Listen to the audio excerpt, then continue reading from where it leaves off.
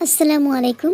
সকাল সকাল চলে এলাম আপনাদের জন্য মজাদার একটা ভাজি বা নিরামিষ রেসিপি।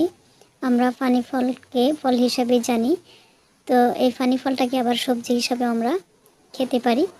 চলুন তাহলে দেখা যাক কীভাবে ফানি ফল দিয়ে আমি সবজি বা ভাজি রেসিপি করলাম। তা দেখার জন্য ভিডিও শুরু থেকে শেষ পর্যন্ত ভিডিওর সাথেই থাকুন, দেখতে থাকুন।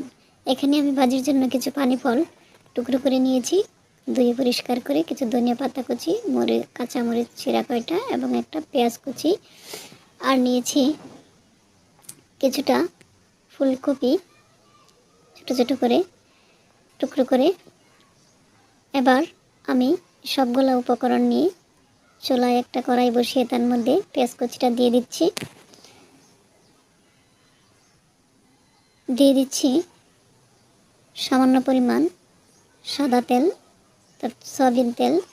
পেঁয়াজটাকে অল্প পরিমাণ বেজে নিয়ে তার মধ্যে সামান্য কিছু কালো জিরা দিয়ে একে একটু বেজে নিচ্ছি, একেবারে ব্রাউন করে ভাজবো না।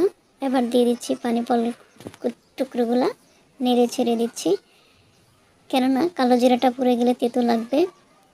আর সবজি ভাজির মধ্যে কালো জিরাটা দিলে এটার ভালো একটা স্বাদ আসে।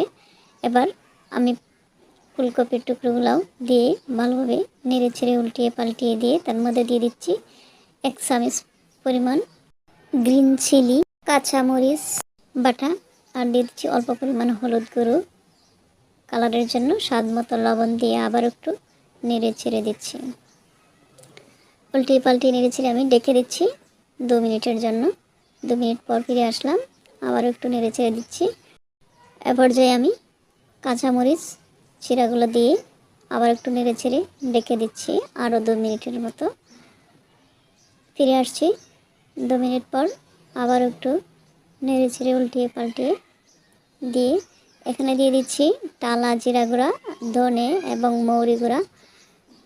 এই মশলাটা দিয়ে আবার একটু উল্টে পাল্টে নেড়ে ছেড়ে দিচ্ছি। সেই সাথে দিয়ে দিলাম ধনে পাতা কুচিগুলো, আবার একটু নেড়ে ছেড়ে দিচ্ছি। তো এখন আর ডেকে দেব না, এভাবে নেড়ে ছেড়ে ধনে পাতা কুচিগুলো যখন সিদ্ধ হয়ে যাবে এবং সবজির পানিটাও গায়ে গায়ে লেগে যাবে, শুকিয়ে যাবে, ঠিক তখনই আমার ভাজিটা কমপ্লিট হয়ে যাবে। এইখানে সবজিগুলো আমি একেবারে খুব বেশি সিদ্ধ করেছি তা না, ভেতরটা একটু একটু শক্ত থাকবে। এই অবস্থায় সবজিটা খাইতে বেশ মজাদার হয়ে থাকে। আমি এবার অনবরত নেড়ে ছেড়ে দেখতে পাচ্ছেন উল্টিয়ে পাল্টে আমি পানিটা শুকিয়ে নিচ্ছি। ভিজা ভিজা থাকবে, একেবারে শুকিয়ে যাবে পানিটা এমন নয়। ফাইনালি হয়ে গেল আমার সবজিটা। আমি একটু নামিয়ে পরিবেশন করলাম। এই সবজিটা রুটি কিংবা সাদা ভাত, পরোটা যে কোনোটার সাথেই খেতে পারেন, খুব দারুণ হয়ে থাকে। এভাবে চাইলে আপনারাও এই ফানি ফল দিয়ে আমার মতো সবজি বা ভাজি রেসিপি করতে পারেন। এই নিরামিষটা অত্যন্ত মজাদার হয়। এখানে আমি ফুলকপি দিয়েছি, আপনারা চাইলে শুধু পানি ফল দিয়েই করতে পারেন। সো আজ এ পর্যন্তই। আল্লাহ হাফেজ, দেখা হবে নতুন কোনো ভিডিওতে।